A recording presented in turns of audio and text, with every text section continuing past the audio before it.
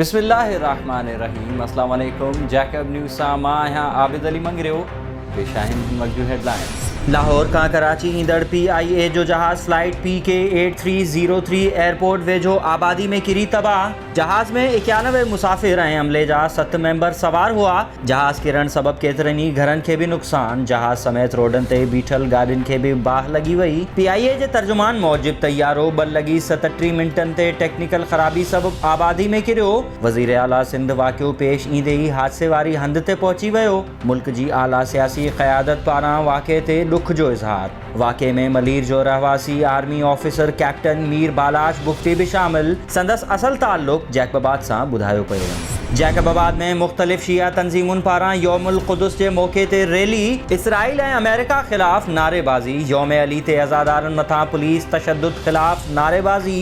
SSP Jacobabad Bashir Ahmad Birohi ऐं DC Jacobabad Ghazanfar Ali Qadri खे हटाइण जो मुतालबो। जैकबाबाद नेशनल बैंक में पयल क़ीमती रिकॉर्ड खे ओचितो बाह लॻी वई। पुलिस जो चवणु आहे त नेशनल बैंक जे अमलदारनि पारां बाह जो कारण शॉर्ट सर्किट ॿुधायो पियो वञे, जॾहिं त हिन महिल ताईं इंतिज़ामी सतह ते पुलिस खे इत्तला नाहे कयो वियो ऐं न ई NC वग़ैरह दाख़िल कराई वई आहे। मुबारकपुर वेझो ॻोठ जुम्मन शाह में ज़मीन जी मालिकी तां बिरोही बिरादरी जी 2 धुरियुनि में झेड़ो। लठिन ऐं सिरोटनि जो वसकारो। 13 ॼणा ज़ख़्मी इस्पताल मुंतक़िल। 1 ॼणे जी हालत ॻणती जोगी ख़राब। ठुल जे ॻोठ मुबारक पहोड़ में ॿारनि जी मामूली ॻाल्हि तां पहोड़ बिरादरी जी 2 धुरियुनि में झेड़ो। कुहाड़ियूं ऐं लठियूं लॻण सबब औरत समेत 4 ॼणा ज़ख़्मी। इस्पताल में डॉक्टर न हुअण सबब ज़ख़्मी सूर में तड़पंदा रहिया। वारिस इलाज न थियण सबब बेज़ार थी खेनि लाड़काणे खणाए विया।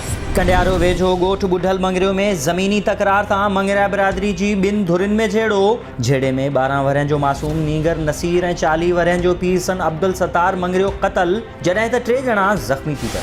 यामशोरो वेझो M9 मोटरवे ते न्यू टूल प्लाज़ा वटि भूसे सां भरियल ट्रक बहिराण कार मथां किरी पई, जंहिं सबब 2 ॼणा दॿिजी फौत थी विया ऐं 3 ॼणा ज़ख़्मी थिया। ट्रक खे हेवी मशीनरी मदद सां कटे ज़ख़्मी ऐं लाश कढिया विया, जॾहिं त इस्पताल में कार हादसे जो हिकु ॿियो ज़ख़्मी बि फौत थी वियो। फौतनि जो ताल्लुक़ पंजाब जे शहर मुज़फ़रगढ़ सां ॿुधायो पियो वञे। ॿिए पासे साॻी हंधि ट्रक जो मुसाफ़िर वैन सां टक्कर थियण सबब 8 ॼणा ऐं सूज़की केरी जे कल्टी थियण वारे 3 वाक़े में 4 ॼणा ज़ख़्मी थी पिया। मटियारी वेझो 62 वरहनि जे फ़क़ीर बख़्श उर्फ़ मोर उन्नड़ घर में रखियल दुनाली बंदूक सां फायर करे पंहिंजी ज़िंदगी जो अंत आणे छॾियो। वारिसनि मौजूद पीरसन जो ज़हनी तवाज़ुन दुरुस्त न हो। ठकाव ॿुधी कमरे में आयासीं त संदसि लाश पयल हो। वाक़े बाबति जांच शुरू करे छॾी आहे पुलिस। सखर, नवाबशाह, जामशोरो, जैकबाबाद, भोज़दार वॾा, कशमोर, कंदकोट समेत सिंध जे मुख़्तलिफ़ शहरनि में यौमुल क़ुदुस जे हवाले सां रैलियूं।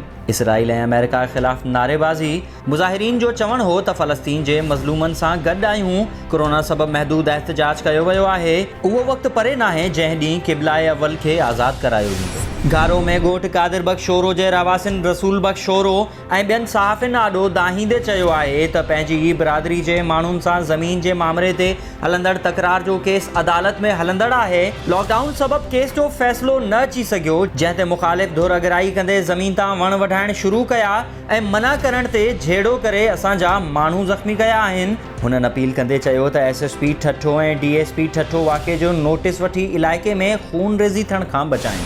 बाकरानी वेझो गेरेलो जे ॻोठ लाल बख़्श बुरड़ो, वासिन आमिर बुरड़ो ऐं नादर बुरड़ो खां अणसुञातल हथियार बंदनि पारियां हथियार जे ज़ोर ते 26,000 रुपया रोक रक़म ऐं मोबाइल फ़ोन्स फुर थियण ख़िलाफ़ मुतासिरनि जो बाकरानी थाणे आॾो एहतजाज। फुर थियल रक़म वापसि कराए जवाबदारनि खे गिरफ़्तार करण जो मुतालबो। ऐं ओबावड़ो ऐं भरपासे जे इलाइक़नि मुरीद शाह, रोहंती, रेती, खंबड़ा ऐं लांगो समेत केतिरनि ई इलाइक़नि में माकड़ जा कटक पहुची विया। मुख़्तलिफ़ फ़सल ऐं बेजारो खाई नास करे छॾियो। आबादगार सख़्त परेशान, ज़राअत खातो अघोर निंड सुतल। ही हुयूं हिन वक़्त ताईं जो हेडलाइंस। वधीक ख़बरुनि ऐं तफ़सील लाइ विज़िट कयो असांजी वेबसाइट www.jacobnewsht.com ऐं फेसबुक ते फॉलो कयो। ॾिसंदा रहो जैकब न्यूज़, ख़बर खां हक़ीक़त ताईं।